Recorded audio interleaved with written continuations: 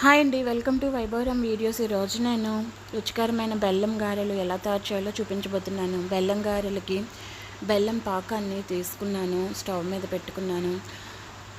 ఇప్పుడైతే నేను గారెల ముద్దని మినపరుబ్బుని ఒక గ్లాస్ తీసుకున్నాను, నానబెట్టింది.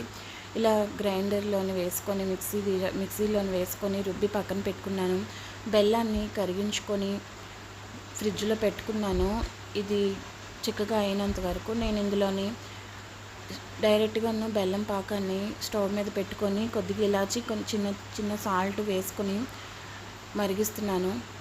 ఇక్కడైతే నేను గారెలు వేస్తున్నాను. డీప్ ఫ్రైకి ఆయిల్ పెట్టుకొని ఆయిల్ బాగా వేడెక్కిన తర్వాత కొద్దిగా నీళ్ళు తడి చేసుకొని గారెలను వేసుకున్నాను.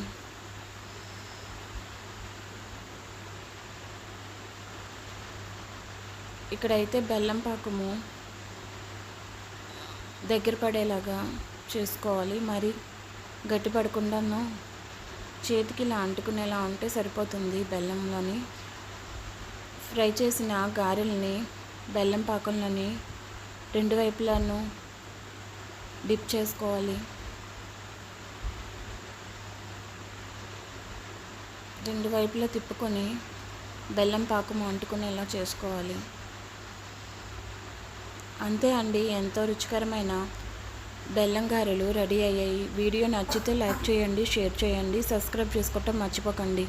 Thanks for watching. మళ్ళీ నెక్స్ట్ వీడియోలోని కలుద్దాం. Bye bye. మా వీడియో నచ్చితే మాకు లైక్ ఇచ్చి మమ్మల్ని సపోర్ట్ చేయండి.